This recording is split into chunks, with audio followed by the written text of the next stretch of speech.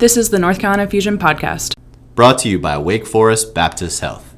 Thank you for joining us on the North Carolina Fusion Podcast. My name is Scott Wollaston, and I serve as the Executive Director for the North Carolina Fusion. Today, we will be switching things up a bit. Instead of me interviewing someone, I will be interviewed by Chad Hansen, an NC Fusion board member, parent of players in our club, and a participant in our adult leagues. Chad will ask me questions about what's going on with the club, the impact of COVID, and give you an opportunity to meet me if you haven't already. I hope you enjoy.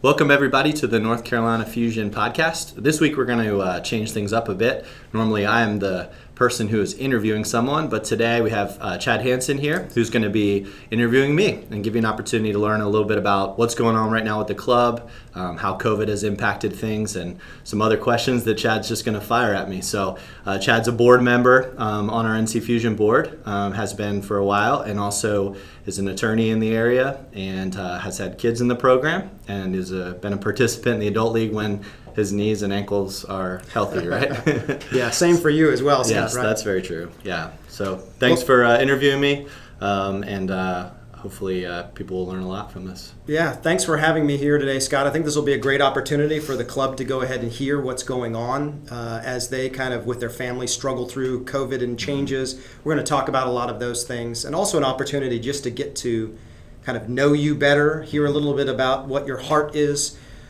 for the club, for youth sport, and talk through those things as well. So a great opportunity for that. So as we get going, I think, what are some things, you've been around the club for 15 years now. So how did you get to this place? How did you get involved in youth sport? I think people would like to know that. Yeah, so I grew up in Pennsylvania, played soccer, tennis, cross country as a kid. Soccer was definitely my main sport. Moved to North Carolina when I went to play college soccer at Elon University. Played for several years before my knees pretty much gave up on me. I had four ACL tears, which most people would say is terrible, but at the same time, it really led to the opportunity to begin coaching. And Mike Riley, who was my college coach, who now works for us here at Fusion and has for many years, actually asked me to coach his son's team in Burlington. And that was really my first opportunity to coach a club team. Started getting involved in the youth soccer scene in the Triad. That was around 2001 or so. And just really have been involved in a bit of everything in terms of indoor facilities, every level of programming from recreation to challenge to classic and some elite levels at times. And really my connection to the club was, again, I got the opportunity to coach for Twin City back in 2005. Paul Forrester, who was here at the time, was kind enough to let me have the opportunity to coach, and have had some fantastic experiences. I've had some tough experiences with teams and kids and parents and all the things that go into it, but I feel like it's been an ongoing process of improving as a coach, and sort of took a little detour and started more into the administrative side of the club, which I've really enjoyed. And that part of that, the impetus behind that was a lot to do with family. As a coach, as most people know, it's a weird schedule. It's people think they don't do anything necessarily during the day, but most of the day you're planning and emailing and communicating. Then you show up at the field at night, and you're at the field till 9:30 at night, and then you're at the field all weekend. And it's, as much as some people think it's not year-round, it's pretty year-round, and which made it really, which was hard. And so my wife and I got married in 2008. We actually were introduced by a soccer family. There was a parent on a team that I was coaching who at a preseason team party said, "Do you have a girlfriend?" And I said, "No." And, that's awkward, but no. Yeah, no, I don't. Are you in? No. No, she. So she was their babysitter. So we met at the field at Heim Park. And interestingly enough, and after a couple years of marriage, it was hard to be able to start a family and have that type of schedule. So had the opportunity to get involved on the administrative side, which again, I've really enjoyed being a part of that. And now as my kids have started to grow, 6 and 8 years old, been able to start coaching them, which has been, it makes me just think about the whole journey all over again, and gets back to the root of why we're doing this to begin with, and which has been really great, and I've really enjoyed that. Yeah. Well, a lot has changed in youth sport over the last 15 years since you've been here, both with our club and just generally into the way that youth sports are administered and organized. What are some ways over the last 15 years that you've seen some big developments in what we're doing in youth sports? Because a lot of families, you could have somebody that just joined last year or 2 years ago and you don't have kind of a perspective historically. Yeah, that's a great question and pretty, I would say, complicated. I think the biggest, some of the changes that have happened. One is that, we witnessed from probably about 2001 through 2011 this surge in youth sport participation. I think, at that time I was really focused more on soccer than anything else, but I think there was just a real drive. A lot of people wanted to play, and they wanted to play at the highest level and get to the top and just more and more and more and more.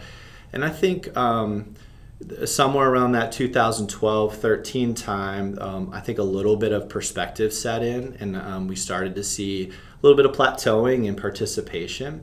And with that has come, why did that happen? What's going on? You're starting to hear more studies of early specialization and it not being fun anymore, and parents are the problem, or poor coaching techniques, or whatever it may be. There's a lot of research that shows what went wrong, what's still going wrong, what we need to do to improve it. But I think that all of the information that's coming out is just informing our future and how we need to operate as a youth sports club, which is why some of the changes have taken place. I mean, I think as a club, it's one of the reasons why we have become a sports club and not just a soccer program, because we realized that we had a great platform to be able to offer sport and deliver on our mission through other sports that perhaps needed a boost, perhaps needed some of the organization or facilities. They had the expertise in the particular sport, but we were able to come alongside them and lead them. And I think also kids started to get the opportunity to play other sports, and we've realized that, look, if you want to play at the highest level, at some point in time, you probably do need to specialize a bit in that sport. But we have found that kids, in the grand scheme of things, we want kids playing multiple sports too, because it's good for them in many different ways. Mm-hmm. So that's been one, I would say, the biggest evolution. I would also say it's evolved the mindset around sport. I think all these, the horror stories that you hear about, the problems in youth sports, and again, I go back to, parents are the problem, or it's not fun anymore, it's too competitive. There's a lot of truth in all of those things, but it's not one answer. It is a multitude of things that we can do in our community to improve the quality of the experience for kids. And we're really working hard to do that. We have been working hard. It doesn't always manifest itself in every team, with every kid and every family, but there are very intentional efforts going on right now, not just in our club, but even in the triad, to improve that overall experience. And I think that I'm not at all saying this as a brag or anything, but there are very few people that are involved in a organization, a youth sports organization, for longer than about the cycle of their kid. So now going on 15 years in this, I'm not an expert, but I've seen several cycles of kids and trends, and I'm watching new trends coming into play, and therefore I'm trying my best to learn from others and guide our club towards the future, towards what we say we do and how we do it. So I know it's a little bit of it's a big picture thing, but it's important that a family who's joining right now, like you said, that first time, they don't maybe not know the history of our club from Greensboro and Twin City and Winston and Kernersville and High Point, all the area, along with all the different sports. They don't know all that history, but what I hope they would hear from this is that we've learned a lot from that history. There's been a lot of good that's come out of that, but there's a lot of learning tools that have come from it, and we're hoping to make it better into the future. Well, there's lots of ways that we can follow up with that question. Yeah. You've talked about multi-sport. We've talked about, I think, alluded to a closer relationship between Twins and Goosa and the fusion entity. So let's just start with multi-sport. Mm-hmm. You know, we know that, you know, Fusion's a soccer organization. We know that lacrosse, field hockey are a part of it. Why don't you touch on maybe some sports that are involved or evolving into Fusion right now, where there's opportunities for other sports to be a part of what we're doing here? Yeah, great question. I think that, first of all, I want to acknowledge that, you know, the addition of lacrosse and field hockey has been a process. I think we've learned very quickly that there are different cultures within different sports. We want to have one culture within Fusion, which we're evolving towards. However, sports are unique. They have different ways of coaching, different ways of doing things. So I think it's important that we acknowledge that and understand that. I think that it's been really fantastic adding lacrosse and field hockey. It's also been messy at times, and things haven't worked exactly as we expected, right? And so I want to be You mean transparent. we couldn't anticipate this COVID thing? That's another thing. Right. Yes, that little problem. That little blip there. for all of us. That's I guess. right. But I think, you know, in terms of those sports fit for us a lot because of logistics. That had a big part in it. You play on the same fields essentially for field hockey and lacrosse. You can't swim on our soccer field, right. You know, so or you can't necessarily play basketball on our soccer field. However, as you've referenced COVID, what's happened during this time is that unfortunately a lot of youth sports organizations are struggling now because of what's happened, whether it's participation, whether it's for financial, whether it's the restrictions that are put on the sport. And a lot of other sports associations do envy our model.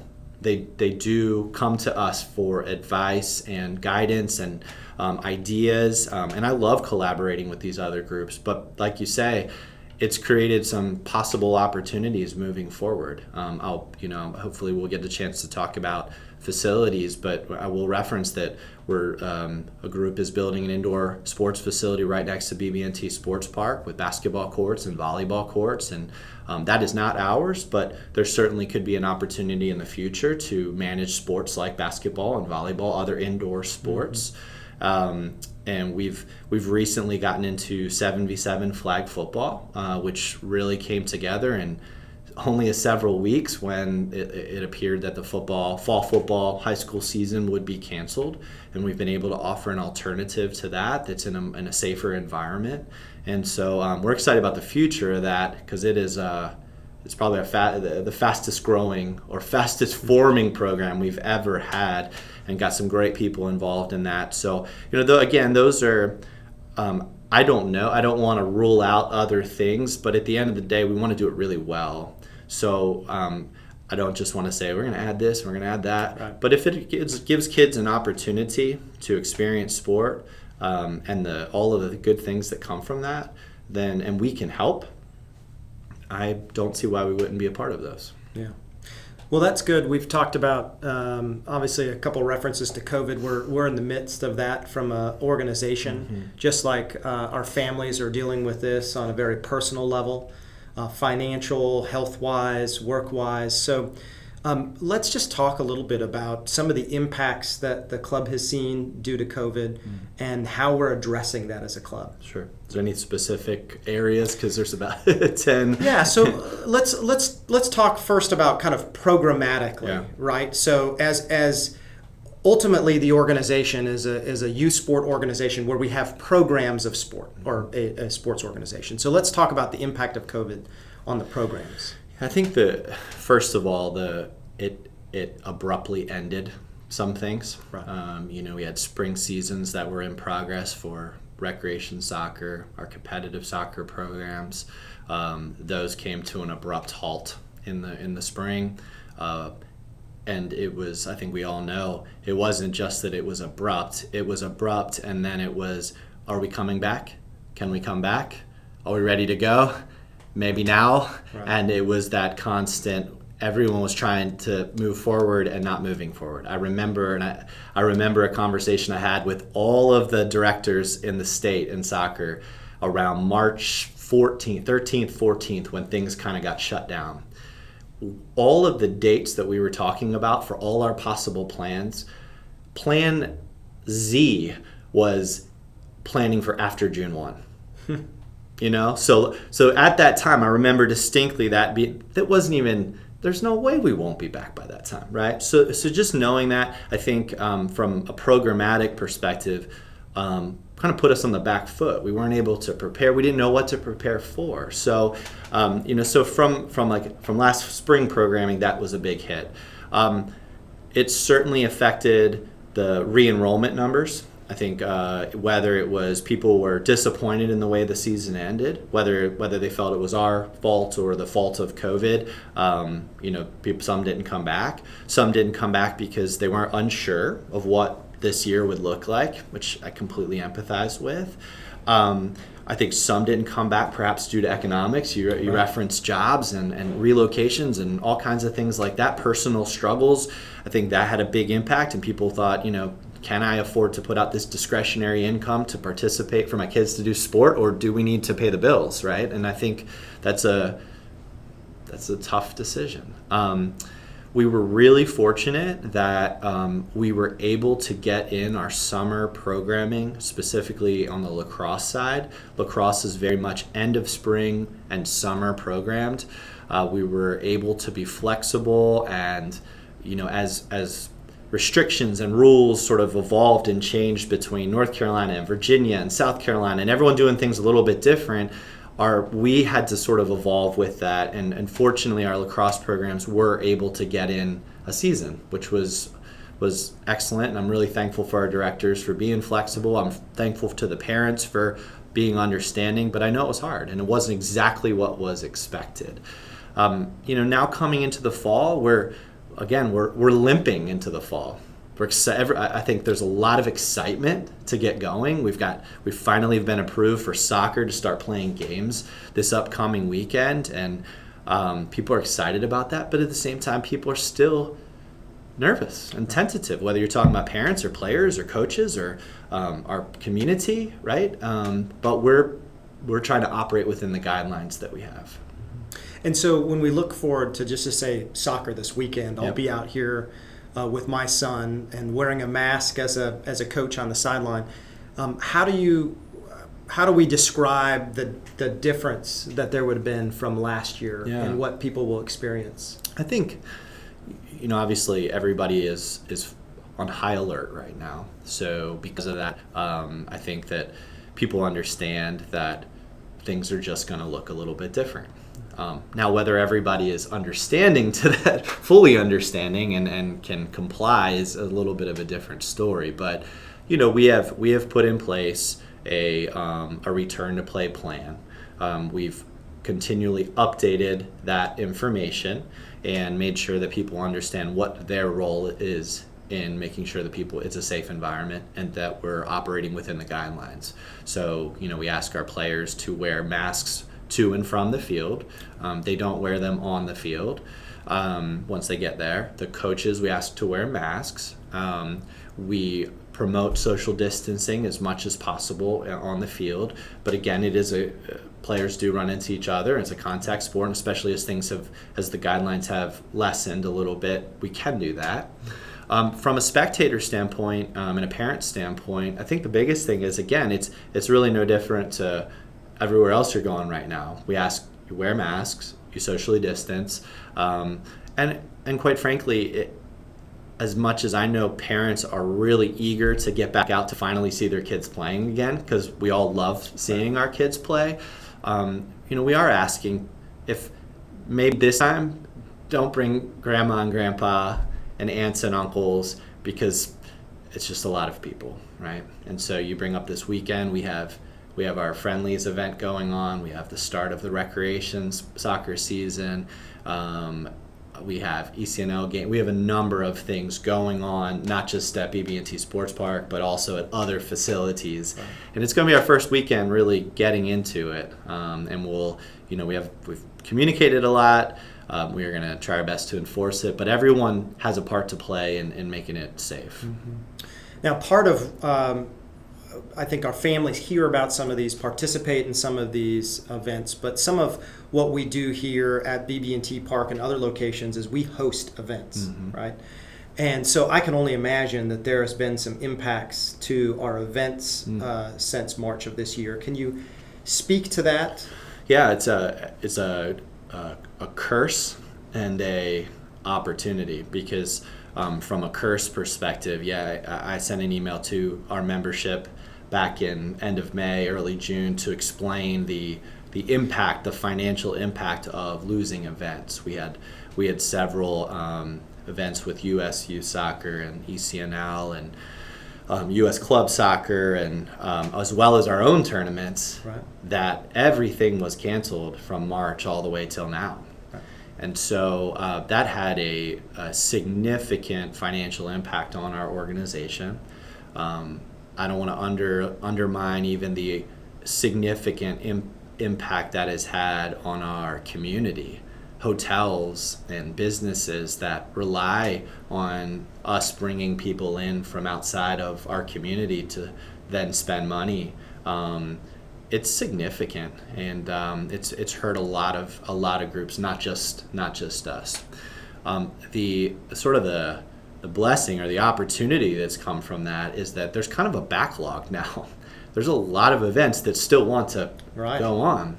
And we're very fortunate to have BB&T Sports Park and Bryant Park. We have two fantastic facilities in a great location, that is available to so many parts of our country, and I think that now we've just signed ECNL Boys Nationals in June.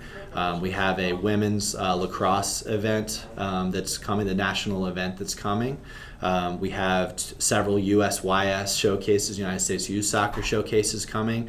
And again, all of our events that we normally host throughout the year. So those are new events. Those are huge opportunities, again, for our community. It's an opportunity for us to perhaps make up some ground lost. I think, the willingness to travel, the willingness to still come, there's still a desire there. Not from everybody, but there's still a desire, and we're very fortunate to have these locations. Among the other changes that I think we've been communicating about over the course of the spring and summer is there have been some staffing changes at Fusion, both Fusion West and Fusion East. So can you talk about, I know that from a board perspective, we engage with you to talk through those things and to process through. All of those are difficult decisions. Yeah. But why don't you talk with us a little bit about changes to staffing and how that was a result of COVID and reaction to that, and really trying to keep the club in a healthy place. Yeah. So I think, first of all, I do believe that relationships and people are critical to running a great organization, and because of that, we as a staff build close relationships with one another, which ultimately makes my job a lot harder when I have to make really tough decisions. And you said it, I had to make some tough decisions about some folks that we weren't able to keep on our staff due to the financial implications of COVID. Those were not easy decisions. They were not taken lightly. They were great people. It just like every organization that seems that has been feeling the brunt of COVID, there's been personnel decisions that have had to be made. So, again, I would also say that this also provided an opportunity for some people to reevaluate whether this is what they wanted to do with their life. And so we did have some staff members that have been with us for a really long time who said, this is my time to move on to a new career for whatever reason. They've been a great asset to the club and have had tremendous impact on many, many players and families. And for that, I'm grateful to them. But again, those are the impacts of what happens in COVID. On a positive side, our current staff, or our staff that has still been in place, has done an amazing job. Amazing job working through this time where there's so much uncertainty. People are unsure about their jobs, or unsure about their futures, unsure about what programs, are we going to have programs, but people have stuck with it and and have really stepped up during the challenge. And we've added some new folks. There's a lot of new faces this year. Some are new old faces that have come back to the club, and just I'm really excited about there's just a new level of excitement and ready to get back out there. I've already heard so many great stories of the interactions between coaches and players and coaches and families, and we haven't even played much of a game yet, and they've just like one coach described it as that first practice was literally like Christmas morning. The kids just were so excited. They're just flying around, and he's like, it brought all of my joy back that maybe I had lost for the last 4 to 6 months or whatever it may have been. So again, the staff is critical in terms of the experience that we're able to give to our families, and I'm really excited about the team we have right now at Fusion. Mm-hmm. We talked a little bit about financial impact of COVID, and we've talked about player enrollment being down. We've talked about programmatically having to stop spring, not being able to offer some of what we wanted to. Talk to us a little bit about kind of the overall financial health of the club, where we were in March and where we're looking today.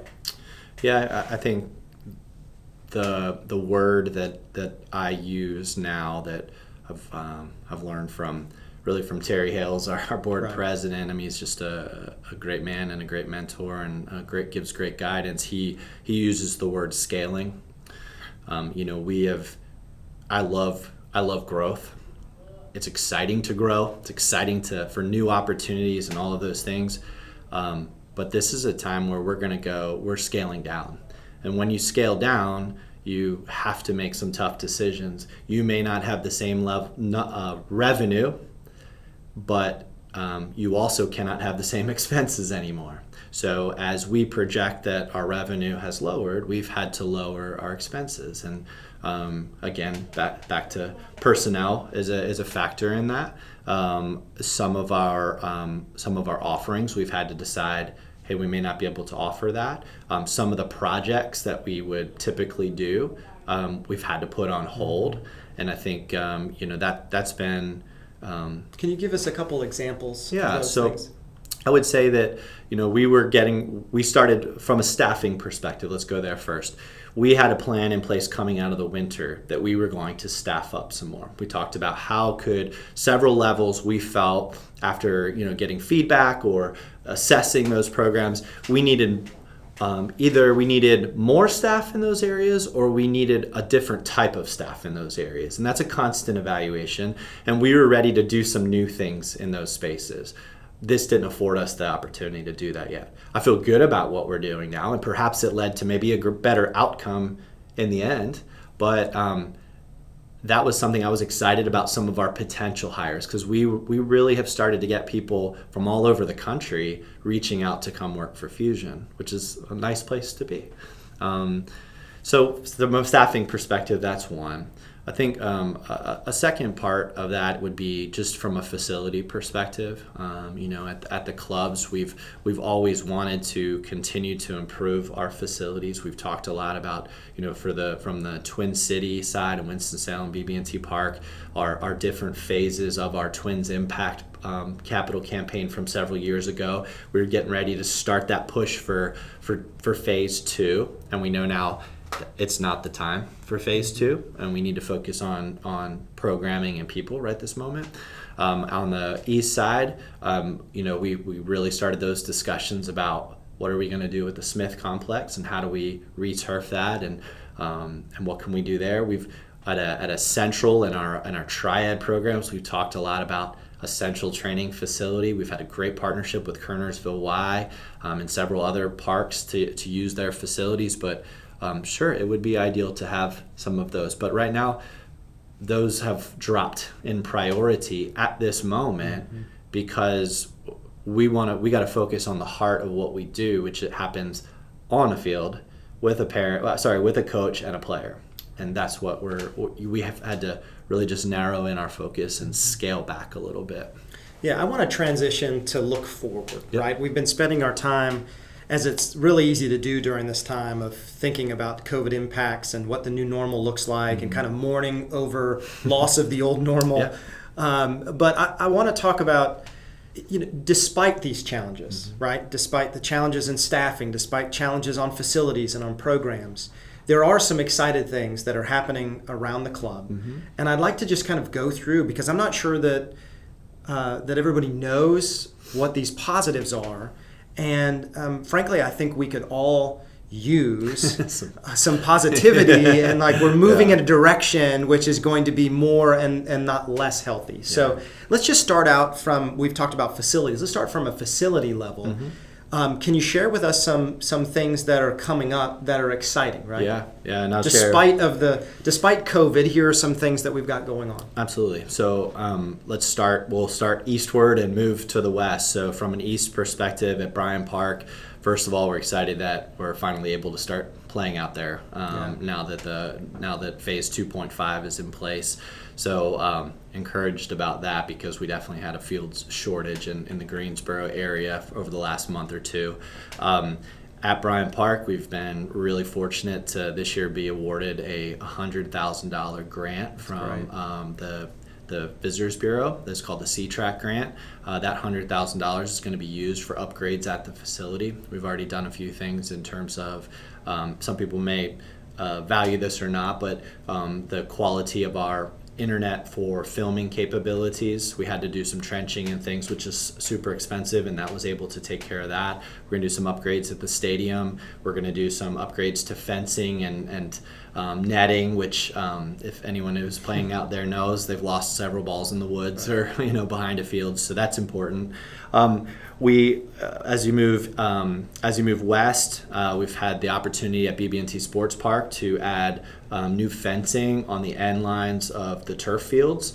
Again, we actually didn't pay for that. We were really fortunate to have grant money from Davie County, the Visitors Bureau, as well as our Bermuda Run Tourism and Development Authority, who have pitched in to help us get that to, again, make it a more attractive place for events.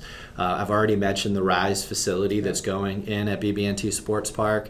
I think people will be excited to know that the I-40 bridge construction, which seems like it's been going on since the early 1900s, is due to be completed in the spring of 2021, which really will help with, first of all, repaving the road and not falling in a pothole every time you drive through. Parking will improve because of that, and clearly just the overall aesthetics of the park as well. So we're excited about that happening. We worked on a project in Davie County with the Davie County, and worked on a partnership where we've been able to turf the old football stadium at the old Davie High School in Moxville, and it's a great relationship where essentially we are getting the opportunity. We put the field in, and we're being paid back for that over the course of time, and also we get a lot of usage there, and it's just another asset to the club.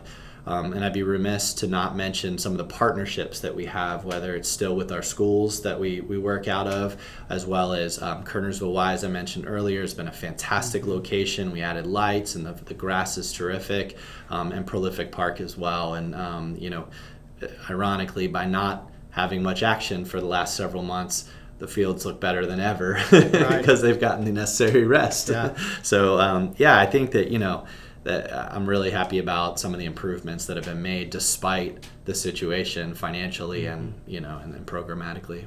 Yeah, so let's talk about if there are any other program issues coming up, exciting things. You talked about 7v7 flag football as being a new offering in the sport area. I don't want to spend all of our time talking about soccer, right? We've got families here, lacrosse families, field hockey families. And so let's talk about some other programs and some exciting things that are happening there. I think that I've already talked about, like you said, soccer, lacrosse, field hockey, 7v7 flag, and there's plenty going on right now, and you can go to our website and find out exactly what's available and what we're doing. I think it's important to talk about the other programs that we have that are making a tremendous impact in our community.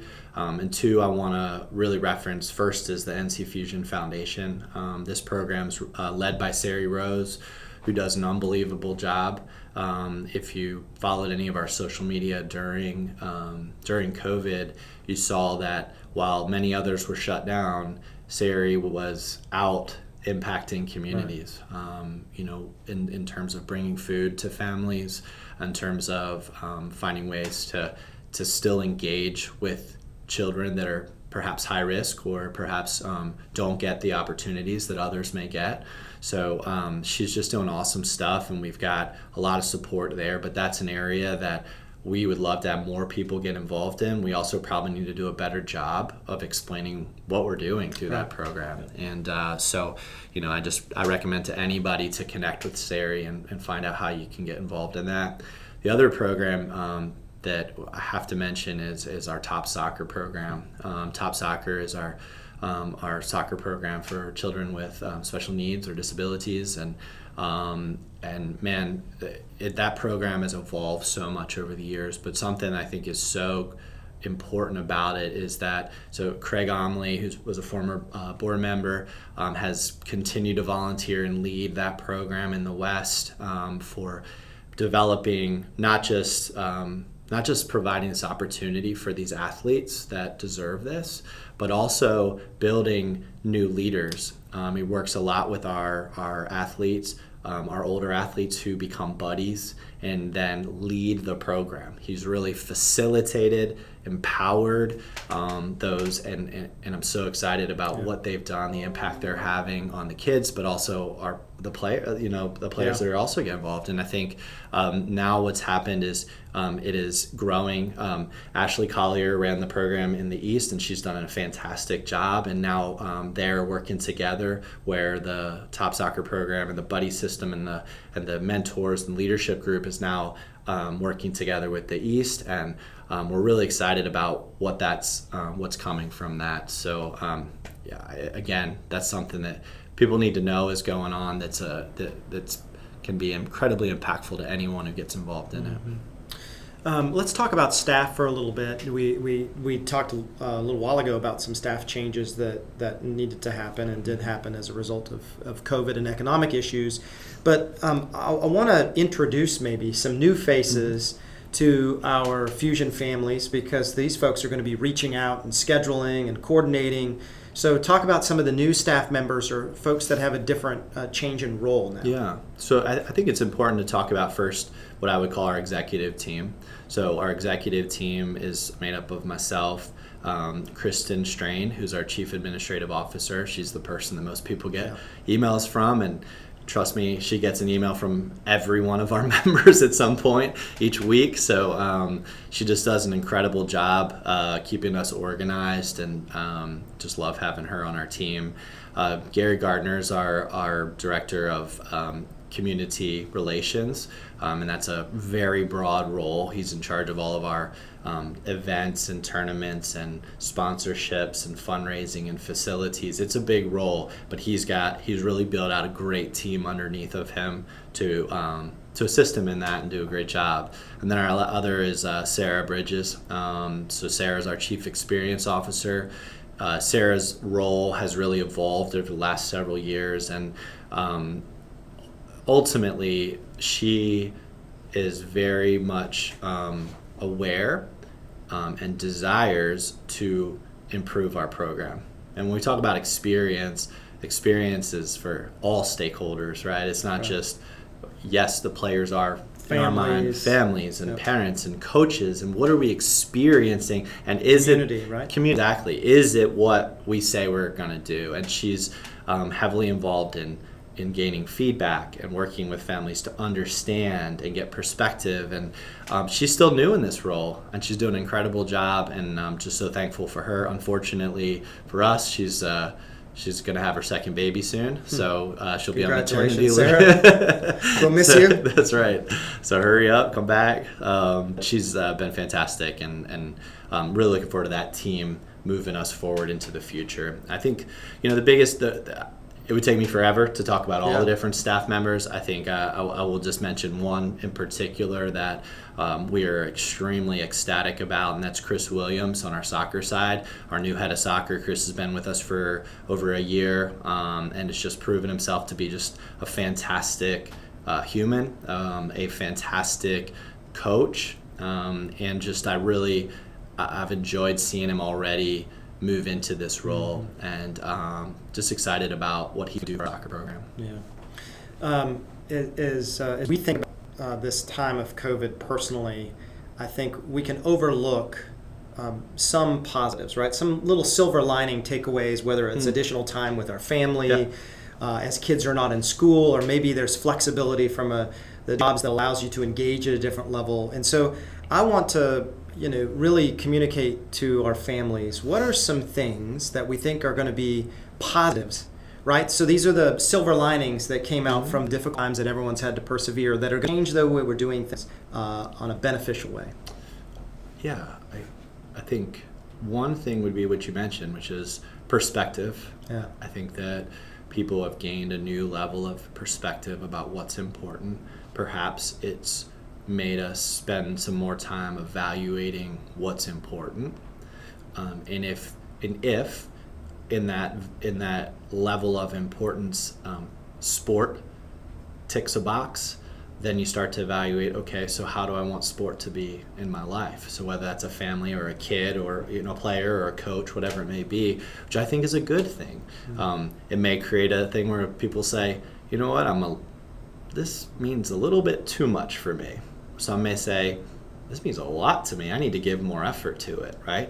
And I think that's given people an opportunity to do that. I think as a club, it's also allowed us the opportunity to say, due to people thinking through this more, what should we be offering?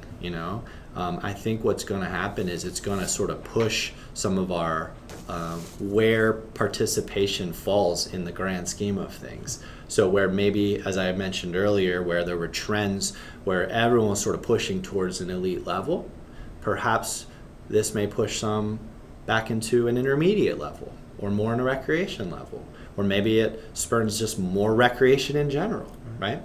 I think the one, for me, a really good thing that's come out of this is a recognition that youth sports matter.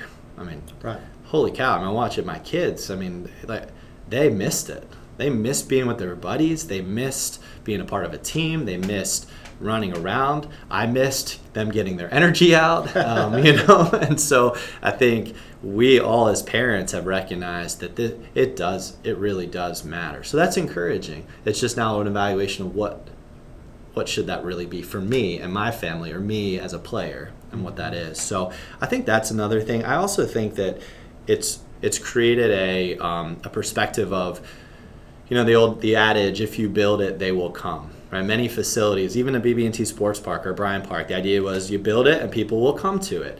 I think that as this has hit, we've realized that, there's a lot of communities that are not served by doing that, having that model.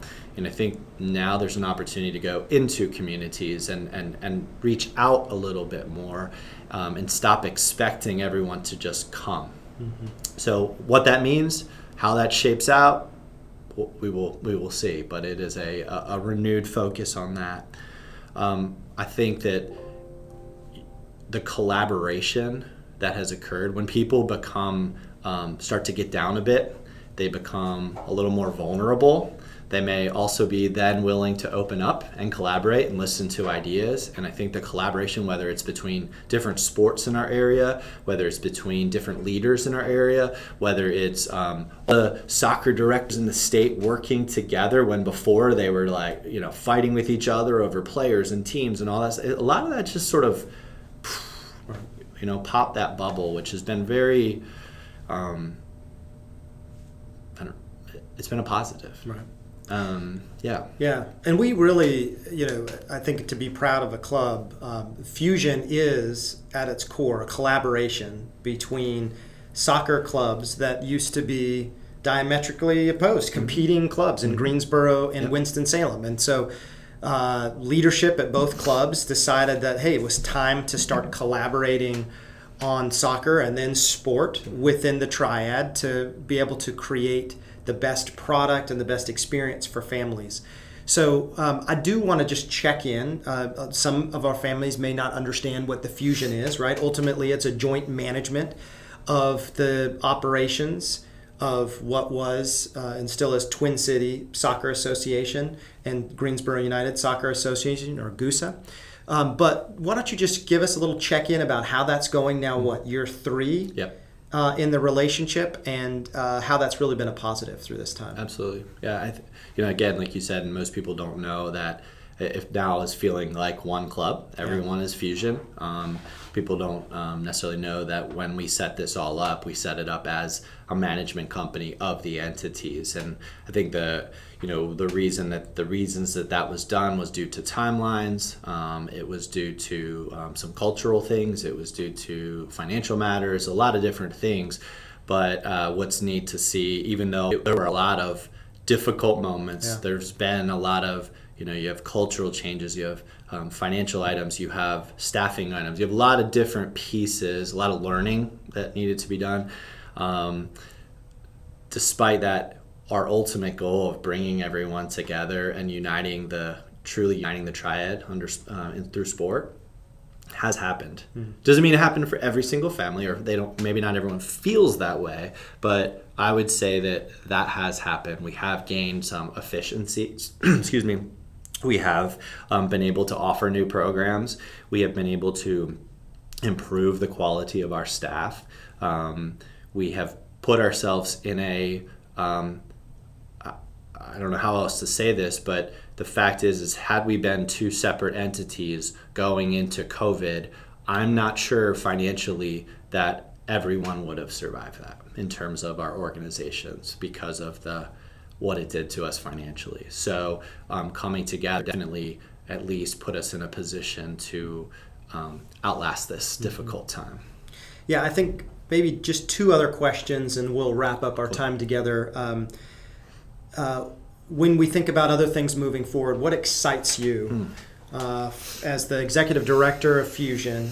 I know we've covered a lot of different areas, but anything we haven't covered that's exciting to you that you want to just mention to our families? Absolutely. I think, excitement is always an interesting term because it can be really exciting, but actually not that exciting for some people. It's so hard during COVID and moments of time where I think everyone goes, what am I doing? I definitely had those moments.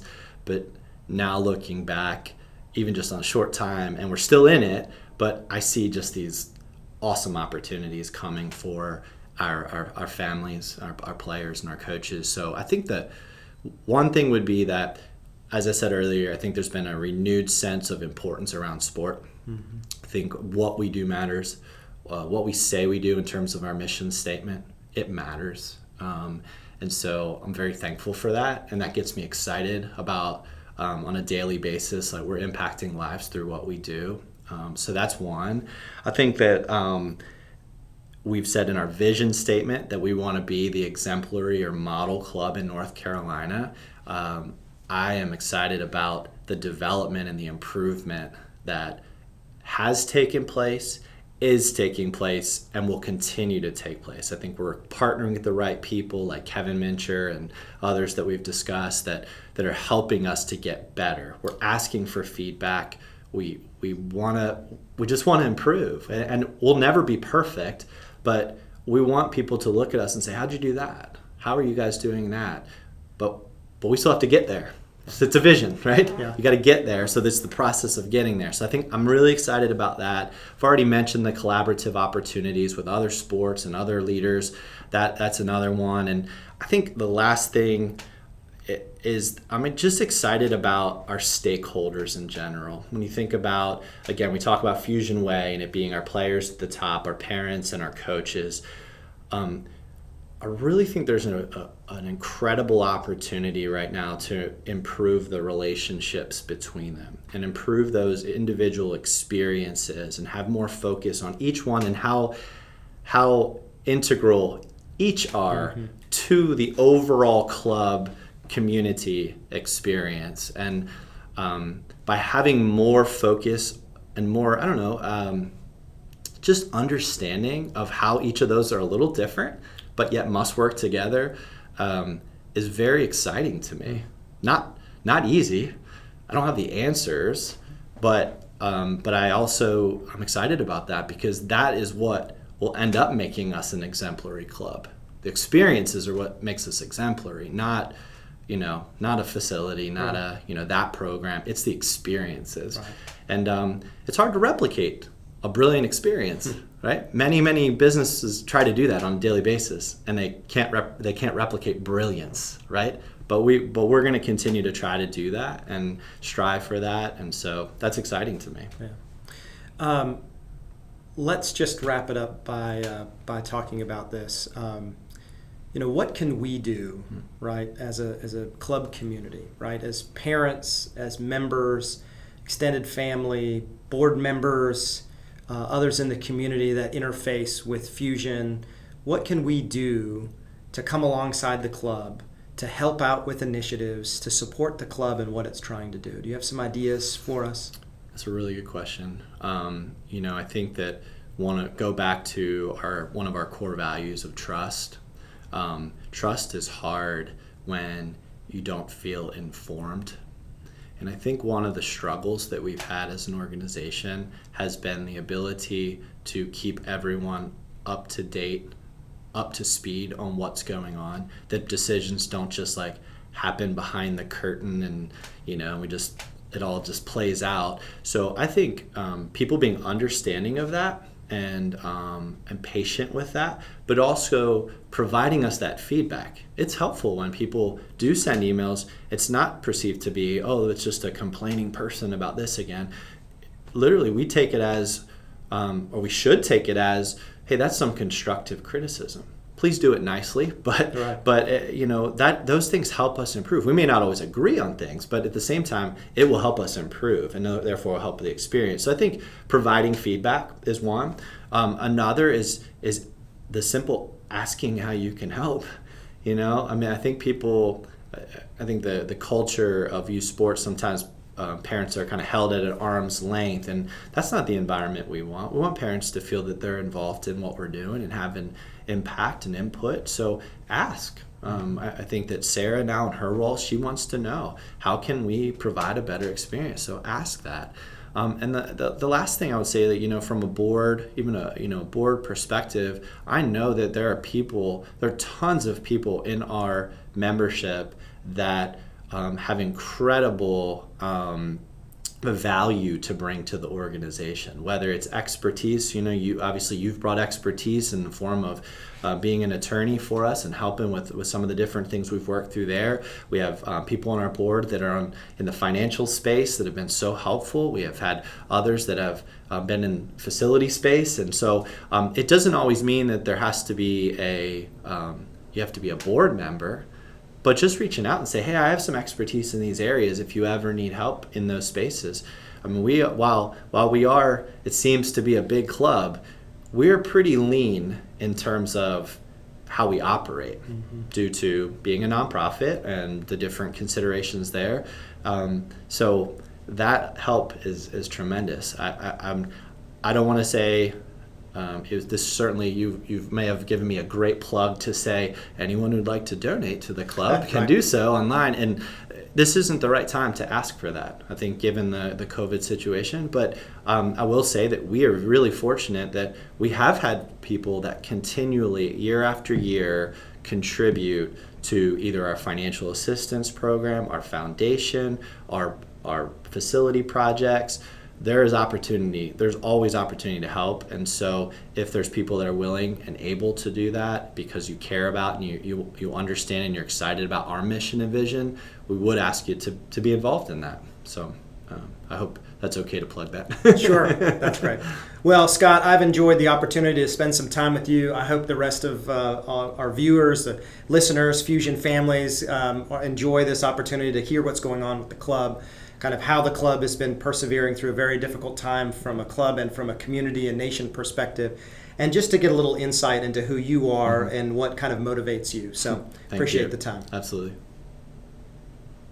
For more information, please visit our website, like us on Facebook, and subscribe to this podcast.